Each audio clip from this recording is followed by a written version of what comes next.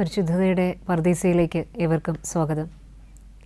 പോർച്ചുഗലിലെ ഫാത്തിമ എന്ന് പറയുന്ന സ്ഥലത്ത് 3 ഇടയ ബാലകർക്ക് പരിശുദ്ധ കന്യാമറിയം പ്രത്യക്ഷപ്പെടുകയുണ്ടായി. ഈ 3 പേരിൽ 2 പേരായ വിശുദ്ധ ജസീന്ത, വിശുദ്ധ ഫ്രാൻസിസ്കോ എന്നീ ഇടയ ബാലകരെ കുറിച്ചാണ് ഇന്നത്തെ ഈ ഒരു എപ്പിസോഡിൽ നാം കേൾക്കുക.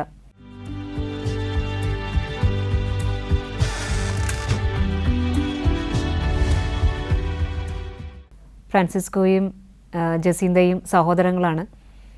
ഫ്രാൻസിസ്കോ ജനിച്ചത് 1908, ജസീന്ത ജനിച്ചത് 1918. ഇവർ ജീവിച്ചിരുന്ന അൽജസ്ട്രാൽ എന്ന് പറയുന്ന ഒരു ഗ്രാമം, പോർച്ചുഗലിലെ ഒരു ചെറിയ ഗ്രാമത്തിലാണ് ഈ കുട്ടികൾ ജീവിച്ചിരുന്നത്. അവരുടെ മാതാപിതാക്കളുടെ 7 മക്കളിൽ ഏറ്റവും ഇളയ 2 പേരാണ് ജസീന്തയും ഫ്രാൻസിസ്കോയും. ഇവരുടെ ഒരു ബാല്യകാലം ചെലവഴിച്ചിരുന്നത് അവരുടെ കസിൻ ആയിട്ടുള്ള ലൂസിയോടൊപ്പമാണ്. അപ്പം ഈ 3 പേർക്കാണ് പരിശുദ്ധ കന്യാമറിയത്തിൻ്റെ പ്രത്യക്ഷീകരണം പിന്നീട് ലഭിക്കുന്നത്. അതിന് ആ ഒരു കാര്യത്തിലാണ് ഈ 3 കുട്ടികളും അറിയപ്പെടുക. ഇവരുടെ ജീവിതം കൂടുതലും ഇടയ ബാലകരെന്നാണ് അറിയപ്പെടുന്നത്. അപ്പോൾ അവർ കൂടുതൽ ആടുകളെ മേയ്ക്കാനൊക്കെയാണ് അവരുടെ ആ ഒരു ബാല്യകാലഘട്ടം മുതൽ തന്നെ ആടുകളെ മേയ്ക്കുന്നതൊക്കെയായിരുന്നു ഇവരുടെ ജോലി. ഇവരുടെ കുടുംബം വളരെ ആഴമായ ദൈവവിശ്വാസത്തിൽ ഉള്ളതായിരുന്നു. അതുകൊണ്ട് തന്നെ കുട്ടികൾക്കും ആ ഒരു പ്രാർത്ഥനാ ജീവിതത്തിൽ വളരുവാനായിട്ട് ഈ ഒരു കുടുംബാന്തരീക്ഷം അവരെ സഹായിച്ചിരുന്നു. ഫ്രാൻസിസ്കോയെ കുറിച്ച്, അവൻ്റെ ഒരു സ്വഭാവത്തെക്കുറിച്ച് പറയുകയാണെങ്കിൽ, അവൻ്റെ അപ്പം പറയുന്നത് അവൻ കുസൃതിയുള്ള ഒരു കുട്ടിയാണെങ്കിലും വളരെ സ്നേഹവും അനുസരണവും ഒക്കെ ഉള്ള ഒരു കുഞ്ഞാണെന്ന് അവൻ്റെ അപ്പൻ അവനെക്കുറിച്ച് പറയുന്നുണ്ട്. അതുപോലെ തന്നെ ജസീന്തയും വളരെ ഉത്സാഹമുള്ള ഒരു കുട്ടിയാണ്, വളരെ എനർജറ്റിക്കാണ് ജസീന്ത. അപ്പോൾ അവളുടെ പണിയെന്ന് പറഞ്ഞാൽ ആടുകളെ മേയ്ക്കാനൊക്കെ പോകുമ്പോൾ ആടുകളെയൊക്കെ മടിയിലിരുത്തി അവയ്ക്ക് ഓരോന്നിനും ഓരോ പേരിടുക, ഇങ്ങനത്തെ ചെറിയ ചെറിയ പരിപാടികളൊക്കെ ജസീന്തയ്ക്കും ഉണ്ടായിരുന്നു. അപ്പോൾ ഭയങ്കര എനർജറ്റിക്കും ലൈവായിട്ടുള്ള കുട്ടികളാണ് ഇവർ 2 പേരും. അങ്ങനെ ഇവർ 3 പേരും ഒരുമിച്ചാണ് എല്ലാ ദിവസവും ആടുകളെ മേയ്ക്കാനൊക്കെ ആയിട്ട് പുറത്ത് പോയിക്കൊണ്ടിരുന്നത്. അങ്ങനെ ഇവരുടെ ജീവിതത്തിലെ ഏറ്റവും എടുത്തു പറയേണ്ട ഒരു സംഭവം നടക്കുന്നത് 1916. അവരിങ്ങനെ ആടുകളെ മേയിച്ചുകൊണ്ടിരിക്കുമ്പോൾ പെട്ടെന്നൊരു വലിയൊരു പ്രകാശം കണ്ടു. ഒരു അമാനുഷികമായ ഒരു ശക്തി പെട്ടെന്ന് അവരുടെ ചുറ്റും ഇങ്ങനെ അവർക്ക് ഫീൽ ചെയ്തു. അങ്ങനെ അവർ നോക്കിയപ്പോൾ ഒരു മനുഷ്യനല്ല, പക്ഷേ മനുഷ്യരൂപം പോലത്തെ ഒരു രൂപം അവർ പെട്ടെന്ന് ആ കുട്ടികളുടെ മുന്നിൽ അവർ കാണുകയാണ്. അപ്പോൾ ഇത് കണ്ട് പെട്ടെന്ന് കുഞ്ഞുങ്ങളല്ലേ, അവർ പെട്ടെന്ന് പേടിച്ചു. പക്ഷേ അതൊരു മാലാഖയായിരുന്നു. അപ്പോൾ മാലാഖ അവരോട് പറയുന്നുണ്ട്, ഭയപ്പെടേണ്ട, ഞാൻ നിങ്ങളോട് ഒരു സന്ദേശം അറിയിക്കാനായിട്ട്, നിങ്ങളെ അതിനു വേണ്ടിയിട്ട് ഒരുക്കാനായിട്ട് വേണ്ടി ദൈവം എന്നെ അയച്ചതാണ്, അതിനുവേണ്ടി ഞാൻ വന്നിരിക്കുന്നതാണെന്ന് ഈ കുട്ടികളെ അറിയിക്കുകയാണ്. അപ്പോൾ ഇതിന് ശേഷം ദൈവനിശ്ചയപ്രകാരം ദൈവം മുൻകൂട്ടി നിശ്ചയിച്ച് തിരഞ്ഞെടുത്ത കുട്ടികളാണെന്ന് നമുക്ക് ഇതിൽ നിന്ന് മനസ്സിലാക്കാനായിട്ട് സാധിക്കും. കാര്യം ഇവരുടെ ജീവിതത്തിലെ ഒരു പ്രധാനപ്പെട്ട സംഭവങ്ങൾ പിന്നീട് അവരുടെ ജീവിതത്തിൽ നടക്കാൻ പോവുകയാണ്. അപ്പോൾ അതിനുവേണ്ടി ഈ കുട്ടികളെ ഒരുക്കുവാൻ വേണ്ടിയിട്ടാണ് ദൈവം ഈ മാലാഖ ഇവരുടെ അടുത്തേക്ക് അയക്കുന്നത്. അങ്ങനെ ഇപ്രകാരം മാലാഖ 3 പ്രാവശ്യം ഇവരെ ഇങ്ങനെ ആടുകളെ മേയിച്ചുകൊണ്ടിരിക്കുന്ന സമയത്ത് കുട്ടികളെ വന്ന് സന്ദർശിക്കുന്നുണ്ട്. എന്നിട്ട് അവർക്ക് വിവിധ ദർശനങ്ങളൊക്കെ കാണുവാനായിട്ട് സാധിക്കും. അതിലൊന്ന് പ്രധാനപ്പെട്ട ഒന്ന് വിശുദ്ധ കുർബാനയുടെ ഒന്നായിരുന്നു. ആ സമയത്ത് ഫ്രാൻസിസ്കോയ്ക്ക് ഇങ്ങനെ ഈശോയുടെ തിരുരക്തം സ്വീകരിക്കാനായിട്ട് സാധിക്കുന്ന ഒരു സംഭവമൊക്കെ നടക്കുന്നുണ്ട്. അതിനുശേഷം മാലാഖ പരിശുദ്ധ കന്യാമറിയത്തിൻ്റെ പ്രത്യക്ഷീകരണം ഇവരുടെ ജീവിതത്തിൽ വരാൻ പോകുന്നു. അങ്ങനെ അതിനു വേണ്ടിയിട്ട് ഇവരെ ഒരുക്കുവാനൊക്കെ ആയിട്ട് ആരംഭിക്കുകയാണ്. 3 പ്രാവശ്യം ഇവരെ സന്ദർശിച്ച് ഇവരെ പ്രാർത്ഥനയിൽ കൂടുതൽ വളർത്തുവാനും അതോടൊപ്പം തന്നെ ഇവരോട് പ്രത്യേകമായിട്ട് പറയുന്ന ഒരു കാര്യമെന്ന് പറയുന്നത്, പാപികളുടെ മാനസാന്തരത്തിന് വേണ്ടിയിട്ട് നിങ്ങൾ പ്രത്യേകമായിട്ട് പ്രാർത്ഥിക്കണം. അതിനുവേണ്ടി ഇവർക്കൊരു പ്രത്യേക ഒരു പ്രാർത്ഥന ഈ കുട്ടികൾക്ക് പറഞ്ഞു കൊടുക്കുന്നുണ്ട് മാലാഖ. അങ്ങനെ ഇതിന് ശേഷം ഈ മാലാഖയുടെ സന്ദർശനങ്ങൾക്ക് ശേഷം ഈ പിള്ളേരുടെ ജീവിതത്തിൽ അവരുടെ ഒരു ക്യാരക്ടറിൽ തന്നെ, അവരുടെ ഒരു പേഴ്സണാലിറ്റിയിൽ തന്നെ വലിയ മാറ്റങ്ങൾ കാണുവാനായിട്ട് സാധിക്കും. ഫ്രാൻസിസ്കോ കുസൃതിയാണെന്ന് നേരത്തെ പറയുണ്ടായി. പക്ഷേ ഫ്രാൻസിസ്കോ പിന്നീട് വളരെ കൂടുതൽ പ്രാർത്ഥനയിൽ ചിലവഴിക്കുന്ന, അല്ലെങ്കിൽ കൂടുതൽ ധ്യാനാത്മകമായിട്ട് ജീവിതം കൂടുതൽ ടൈം ചിലവഴിക്കുന്ന ഒരു വ്യക്തിയായിട്ട് മാറുന്ന ആയാണ് പിന്നീട് പറയുക. ഈ മാലാഖയുടെ പ്രാർത്ഥനകൾ ഉരുവിടുക, അല്ലെങ്കിൽ കൂടുതൽ സമയം തങ്ങളുടെ ആ ഒരു ജോലിക്ക് ശേഷമുള്ള സമയങ്ങൾ ഇവർ ഒരുമിച്ചിരുന്ന് പ്രാർത്ഥിക്കുക, അങ്ങനെ കുറേ നേരം ഇരുന്ന് പാപികളുടെ മാനസാന്തരത്തിന് വേണ്ടിയിട്ട് പ്രാർത്ഥിക്കുവാനായിട്ട് ഈ കുട്ടികൾ പരിശ്രമിച്ചിരുന്നു. ഇതിനുശേഷം 1917 ഈ നമ്മൾ ഇന്നും എല്ലാവർക്കും വളരെ സുപരിചിതമായ ആ ഒരു പ്രത്യക്ഷീകരണം ഈ കുട്ടികളുടെ ജീവിതത്തിൽ സംഭവിക്കുന്നത്. പരിശുദ്ധ കന്യാമറിയം ഇവർ ആടുകളെ മേയിച്ചുകൊണ്ടിരിക്കുന്ന ആ ഒരു സമയത്ത് തന്നെ ഇതുപോലെ മാലാഖ പ്രത്യക്ഷപ്പെട്ട പോലത്തെ ഒരു പ്രത്യേക ദൈവിക അനുഭവത്തിലേക്ക് കുട്ടികൾ കടന്നു വരികയാണ്. പെട്ടെന്ന് ആകാശത്ത് 2 പ്രാവശ്യം ഇങ്ങനെ മിന്നലടിക്കുന്ന പോലെയുള്ള വലിയ പ്രകാശം ഇവർ കണ്ടു. അതിനുശേഷം ഇവർ ഒരു സുന്ദരിയായ ഒരു സ്ത്രീയെ അവർ കാണുകയാണ്. സൂര്യനെ പോലെ വെട്ടിത്തിളങ്ങുന്നതായിരുന്നു അവരുടെ ആ സ്ത്രീയിൽ നിന്ന് വന്നിരുന്ന ആ ഒരു പ്രകാശം എന്നാണ് ഈ കുഞ്ഞുങ്ങൾ സാക്ഷ്യപ്പെടുത്തുന്നത്. പരിശുദ്ധ കന്യാമറിയമായിരുന്നു അത്. അപ്പോൾ പരിശുദ്ധ കന്യാമറിയം ഇതുപോലെ പ്രത്യക്ഷപ്പെടുന്ന അവസരത്തിൽ ഈ 2 ജസീന്തയ്ക്കും ലൂസിക്കും പരിശുദ്ധ കന്യാമറിയത്തെ കാണുവാനായിട്ട് സാധിക്കുന്നുണ്ടായിരുന്നു. പക്ഷേ ഫ്രാൻസിസ്കോയ്ക്ക് കാണാൻ സാധിക്കുന്നില്ല എങ്കിലും പരിശുദ്ധ കന്യാമറിയം പറയുന്ന കാര്യങ്ങളൊക്കെ കേൾക്കാനായിട്ട് പറ്റുന്നുണ്ടായിരുന്നു. അങ്ങനെ ഇവർ പരിശുദ്ധ കന്യാമറിയത്തെ കാണുമ്പോൾ ആദ്യം ഒന്ന് അത്ഭുതപ്പെടുന്നു ഒക്കെ ഉണ്ട്. പക്ഷേ മാതാവ് ഇവരെ വളരെ അധികം ആശ്വസിപ്പിക്കുകയും എന്നിട്ട് ഇവരെ എന്തിനായിട്ട് തിരഞ്ഞെടുത്തിരിക്കുന്നുവെന്നും ഈ കുട്ടികളുടെ ദൗത്യം എന്താണെന്നൊക്കെ ഇവരെ പറഞ്ഞ് മനസ്സിലാക്കുന്നുണ്ട്. അപ്പോൾ ഇവർ ചെറിയ കുട്ടികൾ 10-11 വയസ്സുള്ള കുട്ടികളാണെങ്കിൽ പോലും അവർക്ക് ആ ഒരു ദൈവിക ദർശനത്തിലൂടെ അവർക്ക് വലിയൊരു വ്യക്തിത്വത്തിൽ തന്നെ വലിയൊരു മാറ്റം വരികയും അവർ വളരെ പക്വതയോടുകൂടി കാര്യങ്ങൾ കാണുവാനും കാര്യങ്ങൾ കൈകാര്യം ചെയ്യുവാനൊക്കെ ആയിട്ട് അവർ പിന്നീട് പഠിക്കുകയാണ്. പിന്നെ പരിശുദ്ധ കന്യാമറിയം ഇവരോട് പറയും, ഇനി എല്ലാ മാസവും 13-ാം തീയതി നിങ്ങൾ ഇവിടെ കോവ എന്നാണ് ആ സ്ഥലത്തിൻ്റെ പേര്, പോർച്ചുഗലിലെ കോവ എന്ന് പറയുന്ന സ്ഥലം. അപ്പോൾ ഇവിടെ നിങ്ങൾ വരണം, ഞാൻ നിങ്ങളോട് സംസാരിക്കും, അപ്പോൾ നിങ്ങൾ ഈ കേൾക്കുന്ന കാര്യങ്ങൾ ലോകത്തോട് പറയണം എന്ന് പറയുന്നു. അങ്ങനെ ഒക്ടോബർ 13-ാം തീയതി ഇതുപോലെ പരിശുദ്ധ കന്യാമറിയം വീണ്ടും ഇവരുടെ മുന്നിൽ പ്രത്യക്ഷപ്പെടുകയും 3 പ്രധാനപ്പെട്ട രഹസ്യങ്ങൾ ഇവരോട് പങ്കുവയ്ക്കുകയും ചെയ്യുന്നുണ്ട്. അപ്പോൾ 3 ദർശനങ്ങളാണ്, പ്രധാനപ്പെട്ട ദർശനങ്ങൾ ഈ കുട്ടികൾക്ക് ലഭിക്കുകയാണ്. അതിൽ ആദ്യത്തേതെന്ന് പറയുന്നത് നരകത്തെ കുറിച്ചുള്ള ഒരു ദർശനമാണ്. അപ്പോൾ ഈ ഒരു ദർശനമാണ് ആദ്യം ഇവർ കാണുന്നത്. രണ്ടാമത്തത് ഇവർക്ക് വരാൻ പോകുന്ന ഒരു വലിയ യുദ്ധത്തെക്കുറിച്ചുള്ള ഒരു അറിയിപ്പാണ് പരിശുദ്ധ കന്യാമറിയം നൽകുന്നത്.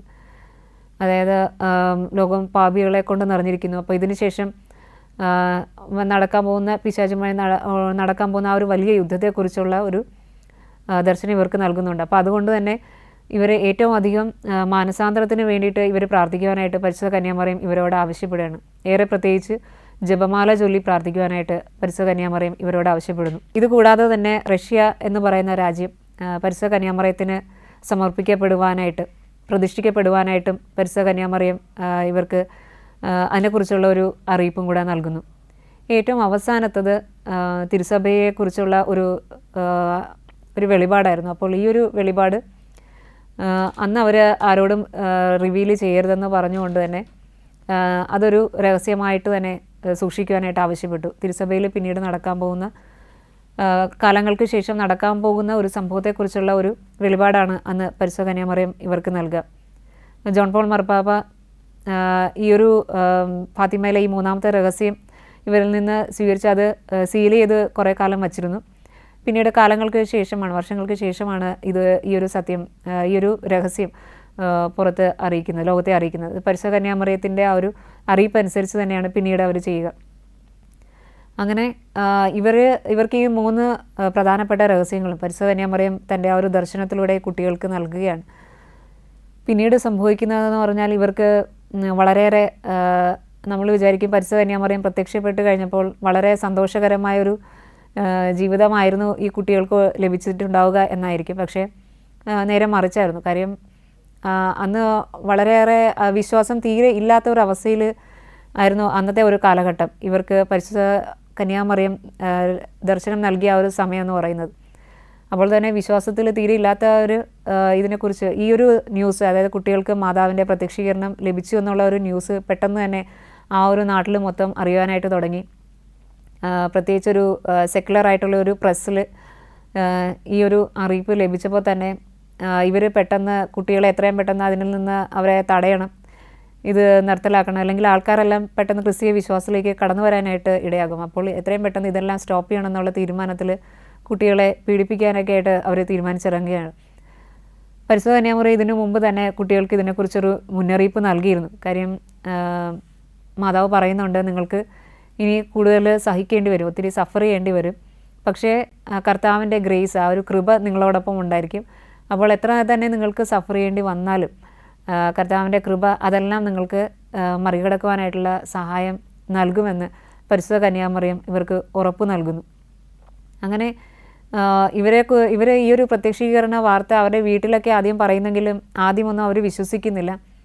വാർത്ത പിന്നീട് പലയിടങ്ങളിലും പള്ളിയിലും അതോടൊപ്പം തന്നെ ആ നാട് മുഴുവനും വ്യാപിച്ചു. അതുപോലെ തന്നെ നേരത്തെ പറഞ്ഞ സെക്കുലർ പ്രസ്സിൽ ഇതറിഞ്ഞപ്പോഴാണ് ഇത് കൂടുതൽ പ്രശ്നത്തിലേക്ക് തിരിയാനായിട്ട് ഇടയത്. അങ്ങനെ ഇവർ ഈ കുട്ടികളെ ആരും അറിയാതെ വന്ന് കിഡ്നാപ്പ് ചെയ്തുകൊണ്ട് പോയി. അങ്ങനെ കുട്ടികളെ പിടിച്ചുകൊണ്ട് പോയി ഇവരെ പീഡിപ്പിക്കാനായിട്ട് തുടങ്ങി. അവരെ തടങ്കലിൽ അടച്ചു. എന്നിട്ട് ഇവർ ആവശ്യപ്പെടുന്ന ഇതാണ്, നിങ്ങൾക്ക് ലഭിച്ച ഈ ഒരു പരിശുദ്ധ കന്യാമറിയം ദർശനം നൽകിയെന്നുള്ള ഒരു കാര്യം അത് നുണയാണെന്ന് നിങ്ങൾ പറയണം, ലോകത്തോട് പറയണം. അങ്ങനെയെങ്കിലും നിങ്ങളെ വിട്ടയക്കുക, അല്ലെങ്കിൽ നിങ്ങൾ മരിക്കേണ്ടി, ഞങ്ങൾ നിങ്ങളെ കൊല്ലുമെന്നൊക്കെ അവരെ ഭീഷണിപ്പെടുത്തുന്നുണ്ട്. എത്രയേറെ ഭീഷണി അവർ കേൾക്കേണ്ടി വന്നെങ്കിലും കുട്ടികളുടെ ആ ഒരു വിശ്വാസത്തിലൊന്നും അവർക്കൊരു മാറ്റം ഉണ്ടായില്ല. അവർ ഒരുപാട് ഇവരെ ഉപദ്രവിച്ചു. എന്നിട്ടും കുട്ടികൾ ആ ഒരു കാര്യത്തെ ഒട്ടും തന്നെ അവർ തള്ളി പറയാതെ തങ്ങൾ കണ്ട കാര്യങ്ങളിൽ ഉറച്ചു നിന്നുകൊണ്ട് തന്നെ അവർ മുന്നോട്ട് പോയി. അതിനുശേഷം ഏറെ പീഡനങ്ങൾക്ക് ശേഷം ഇവരെ തടങ്കലിൽ നിന്ന് കുട്ടികളെ തിരിച്ച് അവരുടെ ഭവനങ്ങളിലേക്ക് തന്നെ വിടുന്നുണ്ട്. പിന്നീട് ഈ ഒരു വാർത്ത പലയിടങ്ങളിൽ, ആ ഒരു നാട്ടിൽ മാത്രമല്ല മറ്റ് സ്ഥലങ്ങളിലേക്ക്, എൻ്റെ അടുത്തുള്ള സ്ഥലങ്ങളിലേക്കൊക്കെ എല്ലാം വാർത്ത അറിഞ്ഞ ആൾക്കാർ ഓടിക്കൂടുവാനായിട്ട് തുടങ്ങി. പലരും ഇതിനെ കുട്ടികളെ കാണുവാനായിട്ടൊക്കെ തിരക്ക് കൂട്ടി. അങ്ങനെ ഈ സമയത്ത് മാതാവ് തന്നെ, പലർക്കും വിശ്വാസമില്ലായിരുന്നു, ഇവർ പിള്ളേർ നുണയാണ് പറയുന്നതെന്ന് പറഞ്ഞ് കുറേ റൂമേഴ്സ് പറഞ്ഞ് ഇറക്കുകയുണ്ടായി. അപ്പോൾ കുട്ടികൾ ഈ പീഡനങ്ങൾക്കൊക്കെ ഇടയിലും അവർ കൂടുതൽ സഹനങ്ങൾ എടുത്ത് പ്രാർത്ഥിക്കാനായിട്ട്, ഈ സഹനങ്ങൾ പോരാത്തതിന് അവർ വ്യക്തിപരമായിട്ട് സഹനങ്ങൾ എടുത്ത് പ്രാർത്ഥിക്കാനായിട്ട് തുടങ്ങി. ഒന്ന് ഉപവസിച്ച് പ്രാർത്ഥിക്കുക. അവർ കുട്ടികൾക്ക് കിട്ടുന്ന ഭക്ഷണമൊക്കെ അവർ പാവപ്പെട്ടവർക്ക് ആർക്കെങ്കിലും കൊണ്ടേ കൊടുക്കും. എന്നിട്ട് ഭക്ഷണം കഴിക്കാതെ അവർ അന്ന് ഉപവസിച്ച് പ്രാർത്ഥിക്കും, ജപമാല ചൊല്ലി പ്രാർത്ഥിക്കും. അത് കൂടാതെ തന്നെ വലിയ ചരടെടുത്ത് അതിലിങ്ങനെ കെട്ടുകളിട്ട് അവർ ശരീരത്തിൽ ഇങ്ങനെ മുറുക്കി നന്നായിട്ട് ടൈറ്റ് ചെയ്ത് വെച്ച് ആ വേദന ശരീരത്തിൽ സഹിച്ചുകൊണ്ട് പാപികളുടെ മാനസാന്തരത്തിന് വേണ്ടിയിട്ട് ഇവർ പ്രാർത്ഥിക്കാനായിട്ട് തുടങ്ങി. അപ്പോൾ പരിശുദ്ധ കന്യാമറിയം ആവശ്യപ്പെട്ടത് ഇതുതന്നെയായിരുന്നു, അതായത് ഇവർ പാപികളുടെ മാനസാന്തരത്തിന് വേണ്ടിയിട്ട് ഏറെ പ്രത്യേകിച്ച് പ്രാർത്ഥിക്കണമെന്ന്. അപ്പോൾ ചുറ്റും എന്തൊക്കെ നടന്നിട്ട് പോലും ഈ കുട്ടികൾ അതൊന്നും കാര്യമാക്കാതെ പരിശുദ്ധ കന്യാമറിയം തങ്ങളെ ഏൽപ്പിച്ച ആ ഒരു ദൗത്യം അവർ വളരെ വിശ്വസ്തയോടുകൂടി തന്നെ അവർ ചെയ്യുകയുണ്ടായി. പിന്നീട് നടക്കുന്നത് ഒരു അത്ഭുതമാണ്.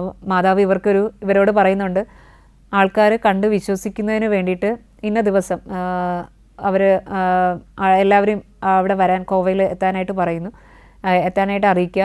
അന്ന് അവിടെ ഞാനൊരു അടയാളം നൽകുമെന്ന് പറയുന്നുണ്ട്. അപ്പോൾ ഇതുപോലെ തന്നെ ഇതിനു മുമ്പും പരിശുദ്ധ കന്യാമറിയം അടയാളം നൽകുമെന്ന് പറഞ്ഞിരുന്ന അവസരത്തിലാണ് സെക്കുലർ പ്രസ്സിലുള്ള ആൾക്കാരെ ഈ കുട്ടികളെ തട്ടിക്കൊണ്ടുപോയത്. അപ്പോൾ അന്ന് അത് നടക്കുന്നില്ല. അതിനുശേഷമാണ് the miracle of the sun എന്ന് പറഞ്ഞ് നമ്മളിന്നും നമുക്കറിയാവുന്ന, അല്ലെങ്കിൽ ഇന്നും ഫേമസ് ആയിട്ട് പ്രശസ്തമായിട്ടുള്ള ഒരു അത്ഭുതമാണ് ഫാത്തിമയിൽ നടന്നത്. ആ ഒരു അത്ഭുതം നടക്കുന്നത് പിന്നീടാണ്. ഏകദേശം 70,000-ഓളം പേര് അന്ന് ആ ഗ്രൗണ്ടിൽ ഒരുമിച്ച് കൂടി. അങ്ങനെ ഇവർ ഒരുമിച്ച് വരുന്ന സമയത്ത് അവിടെ നല്ല മഴ പെയ്തു, മുട്ടോളം ചെളിയുണ്ടായിരുന്നു. അപ്പോൾ ഇത്രയും ചെളിയും മഴയും എല്ലാം ഉണ്ടായിരുന്നിട്ട് പോലും ആൾക്കാർ അതെല്ലാം സഹിച്ച് അത്ഭുതം കാണാൻ വേണ്ടിയിട്ട് അവരവിടെ കാത്തു നിന്നു. അങ്ങനെ മാതാവ് പ്രത്യക്ഷപ്പെടുന്ന സമയമായി. അപ്പോൾ കുട്ടികളെ ഇതിനു മുമ്പും പലരും ഇതുപോലെ മാതാവ് പ്രത്യക്ഷപ്പെടുന്ന സമയത്ത് ഇവരുടെ അടുത്ത് വന്ന് ഇവരെ പീഡിപ്പിക്കുന്ന സംഭവങ്ങളൊക്കെ ഉണ്ടായിട്ടുണ്ട്. ചിലർ വന്ന് മുട്ടുസൂചി വെച്ച് കുട്ടികളെ കുത്തുന്നതും അങ്ങനത്തെ കുറേ സംഭവങ്ങളൊക്കെ ഉണ്ട്. പക്ഷേ അതൊന്നും അവരറിയുന്ന പോലുമില്ല. അപ്പോൾ അത്രത്തോളം ഒരു എക്സ്റ്റസിയിൽ നിന്നാണ് ഇവർ ആ ഒരു ദൈവിക ദർശനങ്ങളൊക്കെ സ്വീകരിച്ചിരുന്നത്. അങ്ങനെ ഈ ഒരു ദിവസം, ഈ അത്ഭുതം നടക്കുമെന്ന് പറഞ്ഞ ദിവസം ജനക്കൂട്ടം അവിടെ തടിച്ചുകൂടി. നല്ല മഴ പെയ്തു. ഇതിന് ശേഷം പിന്നീട് കാണുന്നത് സൂര്യൻ പെട്ടെന്ന് അവിടെ നിന്ന് അടുത്ത് വരികയും കുറേ അടുത്ത് വരിക, അത് പെട്ടെന്ന് തന്നെ നല്ല സ്പീഡിൽ ഇങ്ങനെ കറങ്ങുവാനായിട്ട് തുടങ്ങി. അതും സാധാരണ നമ്മൾ കാണുന്ന ഒരു കളറല്ല, പല നിറങ്ങളിൽ ഇതിങ്ങനെ കറങ്ങുവാനായിട്ടൊക്കെ തുടങ്ങി. അങ്ങനെ ആൾക്കാരെല്ലാം പെട്ടെന്ന് ബഹളം വയ്ക്കാൻ തുടങ്ങി. കാര്യം എല്ലാവരും വിചാരിച്ചു ഇത് ലോകാവസാനമാണ്. എല്ലാവരും ഭയന്നു പോയി. ശക്തമായ കാറ്റും അങ്ങനെ പെട്ടെന്ന് ഒരു 10 മിനിറ്റോളം ഈ ഒരു പ്രത്യേകമായ പ്രകൃതിയിലുള്ള ഒരു സംഭവം അന്ന് അവിടെ നടന്നു. അതിനുശേഷം സൂര്യൻ വീണ്ടും തിരിച്ച് അതിൻ്റെ നോർമൽ പൊസിഷനിൽ നിൽക്കുന്നതായിട്ടും കാണുവാനായിട്ട് സാധിച്ചു. ഈ ഒരു സമയം, ഈ ഒരു അത്ഭുതം നടന്നതിന് ശേഷം ആ ഗ്രൗണ്ടെല്ലാം നല്ല മഴ പെയ്ത് ചെളി നിറഞ്ഞിരുന്നതാണെന്ന് പറഞ്ഞു. അപ്പോൾ ആ ഗ്രൗണ്ട് അതുപോലെ തന്നെ എല്ലാം ഡ്രസ്സുകളും ആൾക്കാരുടെ ഡ്രസ്സുകളും ഉൾപ്പെടെ നനഞ്ഞു കുതിർന്നാണ് എല്ലാവരും നിന്നത്. പക്ഷേ അതെല്ലാം ഉണങ്ങി സാധാരണ പോലെയായി. ഈ സമയത്ത് ആ ഒരു 10 മിനിറ്റിനുള്ളിൽ തന്നെ ഒരുപാട് സൗഖ്യങ്ങൾ, ഒത്തിരി ഹീലിങ്സ് ഒക്കെ അവിടെ നടന്നു. ഒത്തിരി പേർക്ക് സൗഖ്യം കിട്ടി. ഇതിന് ശേഷം ഒത്തിരി പേര് കൺവേർട്ടായി, ഒരുപാട് പേര് ക്രിസ്ത്യാനിറ്റിയിലോട്ട് കൺവേർട്ടായി. അങ്ങനെ ഒരുപാട് മാനസാന്തരങ്ങളും അത്ഭുതങ്ങളൊക്കെ ഈ ഒരു സമയം നടക്കേണ്ട. അങ്ങനെ ഫാത്തിമയിൽ നടന്ന ഈ ഒരു അത്ഭുതം, ഈ കുട്ടികളിലൂടെ, ഈ ഇടയപാലറിലൂടെ നടന്ന ഒരു അത്ഭുതം സത്യമാണെന്ന് സ്ഥിരീകരിക്കാൻ പിന്നെ സഭാധികാരികളൊക്കെ വരികയും അത് പിന്നീട് യഥാർത്ഥത്തിൽ പരിശുദ്ധ കന്യാമറിയം തന്നെയായിരുന്നുവെന്നും ഇത് നൽകിയതെല്ലാം വെളിപാടുകളെല്ലാം സത്യമായിരുന്നു എന്നൊക്കെ സ്ഥിരീകരിക്കുന്നുണ്ട്. അങ്ങനെ പിന്നീട് ഫ്രാൻസിസ്കോയ്ക്ക് ഇങ്ങനെ മാതാവിനോട് സംസാരിക്കുന്ന സമയത്തെല്ലാം ഫ്രാൻസിസ്കോ മാതാവിനോട് ചോദിക്കുന്നുണ്ട്, എനിക്ക് എപ്പോഴാണ് അവിടെ സ്വർഗത്തിൽ വന്ന് ഈശോയെയും മാതാവിനെയും കണ്ട് നിങ്ങളോടൊപ്പം നിൽക്കാനായിട്ട് സാധിക്കുന്നതെന്നൊക്കെ മാതാവിനോട് ചോദിക്കുന്നുണ്ട് ഒരിക്കൽ. അപ്പോൾ മാതാവ് പറയുന്നുണ്ട്, നീയും ജസീന്തയും നേരത്തെ സ്വർഗത്തിലേക്ക് വരും, ലൂസി കുറച്ച് അധികം നാൾ കൂടെ ഭൂമിയിലുണ്ടാകും, അപ്പോൾ നിങ്ങൾക്ക് നേരത്തെ വന്ന് ഞങ്ങളോടൊപ്പം ആയിരിക്കാൻ സാധിക്കുമെന്ന് പറയുന്നുണ്ട്. അങ്ങനെ അധികം നാൾ കഴിഞ്ഞില്ല, അവിടെ പെട്ടെന്ന് ആ ഒരു നാട്ടിലൊരു പകർച്ചവ്യാധി പടർന്നു പിടിക്കുകയുണ്ടായി, സ്പാനിഷ് ഫ്ലൂ. അങ്ങനെ ഈ 2 കുട്ടികളും ഇത് ബാധിച്ച് സുഖമില്ലാതായി കിടക്കുന്ന ഒരു അവസ്ഥയുണ്ടാകുന്നുണ്ട്. അങ്ങനെ ഫ്രാൻസിസ്കോയ്ക്ക് ഇവരെത്രയേറെ വേദന സഹിച്ചിരുന്നെങ്കിൽ കൂടിയും ഫ്രാൻസിസ്കോയും ജസീന്തയും അതെല്ലാം വളരെ സന്തോഷത്തോടു കൂടി തന്നെ സ്വീകരിക്കുന്നതായിട്ട് നമുക്ക് കാണാം. ഒരു കുട്ടികളാണെങ്കിൽ നമുക്കറിയാം, നാച്ചുറലി അവർ കരയും, അല്ലെങ്കിൽ ആ ഒരു വേദന സഹിക്കാൻ പറ്റാതെ അവർ അതിൻ്റെ ബുദ്ധിമുട്ടൊക്കെ പ്രകടിപ്പിക്കും. പക്ഷേ ഈ കുട്ടികളിൽ അതൊന്നും കാണുവാനായിട്ട് ഇല്ലായിരുന്നു. അങ്ങനെ ഒരാളിങ്ങനെ ഫ്രാൻസിസ്കോയോട് ഇതിനെക്കുറിച്ച് ചോദിക്കുമ്പോൾ ഫ്രാൻസിസ്കോ പറയുന്നുണ്ട്, സ്വർഗത്തിൽ പോകുന്നത് അത്ര ചെറിയ കാര്യമാണ്, അത് നല്ല സന്തോഷമുള്ള കാര്യമല്ലേ. അപ്പോൾ അത്രത്തോളം ഒരുക്കത്തോടു കൂടിയാണ് ഫ്രാൻസിസ്കോ മരണത്തെ സ്വീകരിക്കാനായിട്ട് ഇരുന്നത്. അങ്ങനെ ഫ്രാൻസിസ്കോ അധികം നാൾ കഴിയാതെ തന്നെ ഫ്രാൻസിസ്കോ മരിക്കുന്നു. അതിനുശേഷം ജസീന്തയും കുറച്ച് നാളുകൾക്ക് ശേഷം ജസീന്തയും ഇതുപോലെ തന്നെ നമ്മൾ സുഖമില്ലാതായി കിടന്ന് അവളെ ഹോസ്പിറ്റലായി ആക്കുന്നുണ്ട്. അപ്പോൾ ഹോസ്പിറ്റലായിരിക്കുന്ന സമയത്തുമെല്ലാം അവൾക്കത് കുറച്ചും കൂടി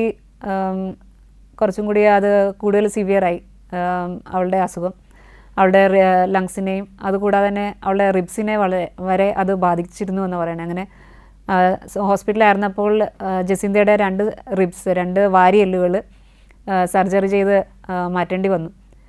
പക്ഷേ ആ അവസ്ഥയിലും അവൾ വളരെ സമചിത്തതയോടും ആ സഹനങ്ങളെയൊക്കെ സന്തോഷത്തോടു കൂടി സ്വീകരിച്ചുകൊണ്ട് തന്നെ അവളും അതെല്ലാം കടന്നുപോയി. അങ്ങനെ അധികം നാൾ കഴിയാതെ തന്നെ ജസീന്തയും ഈ ലോകത്തോട് യാത്ര പറഞ്ഞു. അങ്ങനെ പരിശുദ്ധ കന്യാമറിയത്തിൻ്റെ ആ ഒരു പ്രത്യക്ഷീകരണത്തിലൂടെയാണ് ലൂസി, ഫ്രാൻസിസ്, ജസീന്ത എന്നീ 3 ഇടയബാലകരെക്കുറിച്ച് നമുക്ക് അറിയാനായിട്ട് സാധിക്കുന്നത്. ഇവരുടെ ഒരു ജീവിതം നമ്മളെ പഠിപ്പിക്കുന്നത് എങ്ങനെയാണ്, നമ്മളുടെ പ്രായം അല്ലെങ്കിൽ നമ്മളുടെ സമ്പത്ത്, നമ്മളുടെ കഴിവുകൾ, ഇതൊന്നുമല്ല ദൈവത്തിന് നമ്മളെ തിരഞ്ഞെടുക്കുവാനായിട്ട് ആവശ്യമായ മാനദണ്ഡങ്ങൾ. അതൊക്കെ ഉപരിയായിട്ട് ദൈവത്തിന് പൂർണ്ണമായിട്ടും സമർപ്പിക്കപ്പെട്ട ഒരു ഹൃദയം അത് നമ്മൾക്കുണ്ടെങ്കിൽ തീർച്ചയായിട്ടും ദൈവത്തിന് നമ്മുടെ ജീവിതത്തിൽ പ്രവർത്തിക്കുവാനായിട്ട് സാധിക്കും. അത്ഭുതങ്ങൾ നമ്മളിലൂടെ നടക്കുവാനായിട്ട് കാരണമായി തീരുകയും ചെയ്യും. 1920 ഫെബ്രുവരി 20 ജസീന്ത ഈ ലോകത്തോട് യാത്ര പറയുന്നത്. ജസീന്തയുടെ മരണത്തിനു മുമ്പ് പരിശുദ്ധ കന്യാമറിയം ഒരു ദർശനവേളയിൽ ജസീന്തയോട് പറയുന്നുണ്ട്, നിൻ്റെ മരണസമയം നീ ഒറ്റയ്ക്കായിരിക്കും എന്ന് പറയുന്നുണ്ട്. അതുപോലെ തന്നെയായിരുന്നു ജസീന്തയുടെ മരണസമയം. ജസീന്ത ഹോസ്പിറ്റലായിരിക്കുന്ന സമയത്ത് അവളോടൊപ്പം ആരും ഉണ്ടായിരുന്നില്ല. അവളുടെ സർജറിയൊക്കെ കഴിഞ്ഞ് അവളവിടെ ഹോസ്പിറ്റലായിരിക്കുമ്പോൾ അവളുടെ കുടുംബം അവളിൽ നിന്ന് ഹോസ്പിറ്റലിലും ഉണ്ടായിരുന്നില്ല, അവർ അകലെയായിരുന്നു. അപ്പോൾ അവൾ പരിശുദ്ധ കന്യാമറിയം പറഞ്ഞതുപോലെ തന്നെ ഏകാന്തതയിൽ തന്നെയാണ് ഇവിടെ നിന്ന് യാത്രയാകുന്നത്. പക്ഷേ ഉറപ്പായും നമ്മൾക്കറിയാം അവളുടെ ആത്മാവിനെ സ്വർഗത്തിലേക്ക് കൊണ്ടുപോകാൻ ഉറപ്പായും ഈശോയും പരിശുദ്ധ കന്യാമറിയവും അവളോടൊപ്പം ഉണ്ടായിരുന്നു എന്നുള്ളത്. ഇവരുടെ മരണത്തിന് ശേഷം 2000 ജോൺ പോൾ രണ്ടാമൻ മാർപ്പാപ്പ ഇവരെ വാഴ്ത്തപ്പെട്ട പദവിയിലേക്ക് ഉയർത്തി. അതിനുശേഷം ഈ ഒരു ഫാത്തിമയിലെ പ്രത്യക്ഷീകരണത്തിൻ്റെ 100 വർഷം തികയുന്നതിൽ 2017 അന്ന് ഇവരെ വിശുദ്ധ പദവിയിലേക്കും ഉയർത്തുകയുണ്ടായി. ഇന്ന് ഫാത്തിമ എന്ന് പറയുന്ന പോർച്ചുഗലിലെ ഫാത്തിമ എന്ന് പറയുന്ന സ്ഥലം, അതായത് പരിശുദ്ധ കന്യാമറിയം പ്രത്യക്ഷപ്പെട്ട ഈ 3 ഇടയബാലകർ ജീവിച്ചിരുന്ന ആ ഒരു സ്ഥലമെന്ന് പറയുന്നത് ഒരു വലിയ തീർത്ഥാടന കേന്ദ്രമാണ്. ഇന്നും അനേകം കോടാനുകോടി ജനങ്ങൾ എല്ലാ വർഷവും ഈ ഒരു സ്ഥലം സന്ദർശിച്ച് പ്രാർത്ഥിക്കുകയും അനുഗ്രഹങ്ങൾ പ്രാപിക്കുകയും സൗഖ്യങ്ങൾ നേടുകയൊക്കെ ചെയ്യുന്നുണ്ട്. ഇവരുടെ ഒരു ജീവിതത്തിലൂടെ നമുക്കും മാതൃകയാക്കാം. അവരുടെ പ്രത്യേകമായ മാധ്യസ്ഥം നമുക്ക് യാചിക്കാം. നമ്മളുടെ ഇനി വരുന്ന ഒരു പുതിയ തലമുറ കർത്താവിനോട് ചേർന്ന് നിന്നുകൊണ്ട് ജീവിക്കുവാനായിട്ടും അതോടൊപ്പം തന്നെ കുഞ്ഞുങ്ങൾക്ക്, പുതിയ തലമുറയ്ക്ക് ക്രിസ്തുവിൽ ചേർന്നൊരു ജീവിതം നയിക്കുവാനായിട്ട് ആവശ്യമായ ഒരു കുടുംബാന്തരീക്ഷം വളർത്തിയെടുക്കുവാനായിട്ട് നമ്മൾക്ക് എല്ലാവർക്കും സാധ്യമാകട്ടെ എന്ന് നമുക്ക് പ്രാർത്ഥിക്കുകയും ചെയ്യാം.